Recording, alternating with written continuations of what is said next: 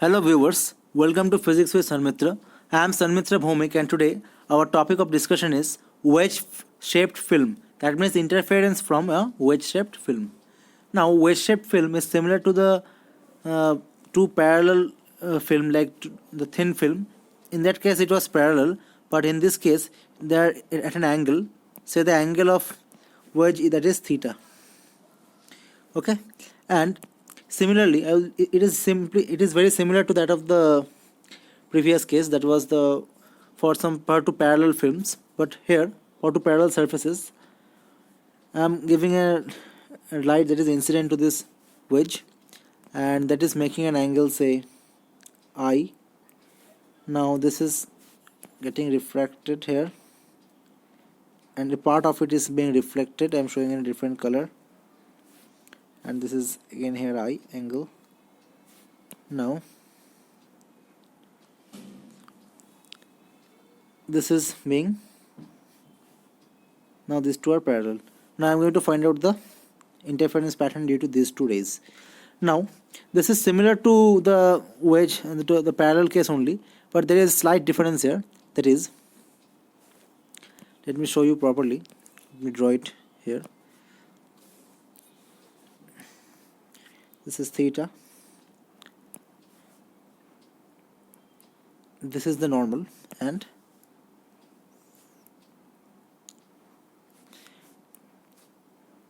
it is getting reflected. See here, this is the angle it is making. This is 90 degree. This is 90 degree minus theta. Why I am writing this I will tell you. But this for reflection, the normal to this surface is important.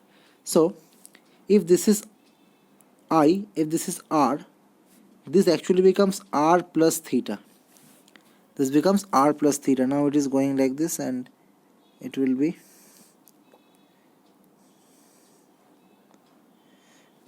like this, or it will be rarer medium, so like this. And here also something like this. This is I, and these two are parallel. I am showing on a very large scale. It happens very close. These two are very close to each other, but I am showing on a large scale. Now because of this R plus theta term, I am not showing the full derivation. You can find it in any book. The delta x that will come out to be for path difference, that term comes out to be 2 mu t, just taking the path difference, not the reflection. That lambda by 2 will take later, cos of theta plus r. In case of parallel films, what was the case? Like this. In that case it was simply 2 mu t cos r, but here this theta also comes into play because of that theta plus r angle.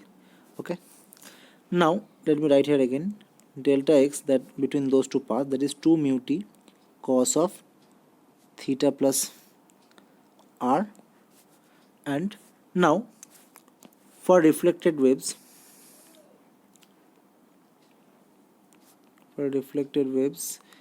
I have already shown there that this is a denser medium, and a light wave is coming from a denser medium to rarer medium. What will happen after getting at the interface? It will be like this, and after getting stuck, a part will be get transmitted and a part will get reflected, and this transmitted and reflected part will have phase difference of 180 degree, or path difference of lambda by 2, because lambda corresponds to 360 degree, lambda by 2 that is 180 degree. So for reflected waves this is the case. So we have to consider for reflected waves an additional phase difference of 2 mu t cos of theta plus r plus lambda by 2, and delta x is equal to 2n lambda by 2 for constructive interference, that is for bright fringe. I have already discussed these parts. Theta by r plus lambda by 2 is equal to 2n lambda by 2. So if I draw it here, let's see what comes. 2 mu t cos of theta plus r, that comes out to be 2n plus 1 lambda by 2. That means it will be odd multiples of lambda by 2, where lambda is the wavelength. And similarly for dark I am not deriving, you can derive it yourself. For dark it will come out to be, see this term plus lambda by 2 this will be odd multiples of lambda by 2. This will be plus 1 for dark. So this will be my similarly 2 in lambda by 2. This yellow is 1 for bright. This green is for dark. That means destructive interference. Okay, now this is, I think this is clear. Now let me find the fringe width. I have to find the fringe width.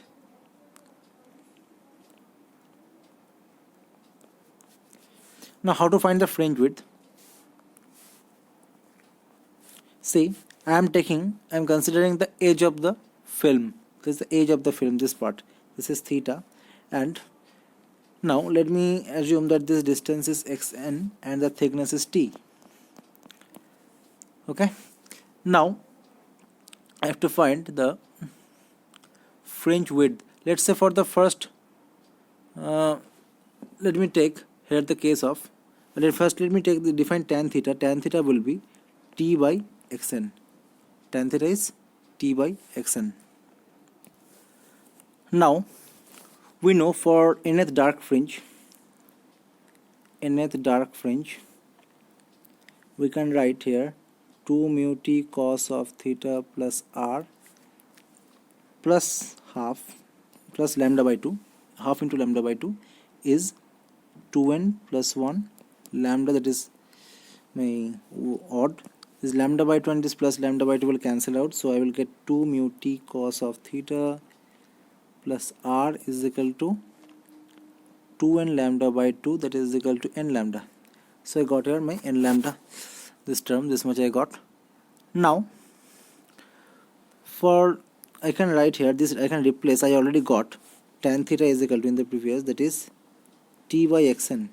So I can replace t by xn tan theta, 2 mu xn tan theta cos of theta plus r, that is equal to n lambda. I am getting this expression. Now let me isolate xn. Let me find out xn here. Xn will be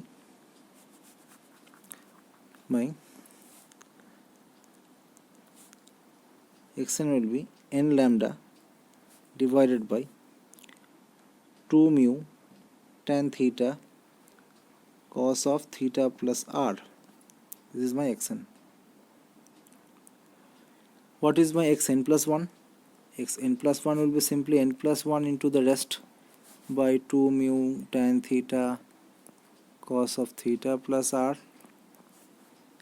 Now what I can do, I will find out the fringe width. Fringe width is the distance between the consecutive, say, dark fringes here.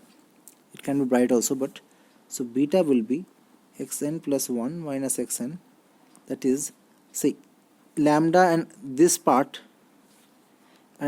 is common, so I will just take this out, common, 2 mu tan theta cos of theta plus r, n plus 1 minus n. This n and n will cancel out, so I am left with lambda by 2 mu tan theta cos theta plus r. So this is my beta. Let me write it properly. Beta will be lambda by 2 mu tan theta cos of theta plus r. Now we will take I very small, that means I will be almost equal to 0, so r will also be equal to 0. That means the light will be almost perpendicular to the wedge. It will be perpendicular to the wedge now. Okay, so, and theta will be very small, that means this wedge will be very thin, say 1 degree, half degree, like that. We have already seen Fresnel's biprism like that wedge. So beta will be, see, when theta tends to 0, tan theta will be tending to theta.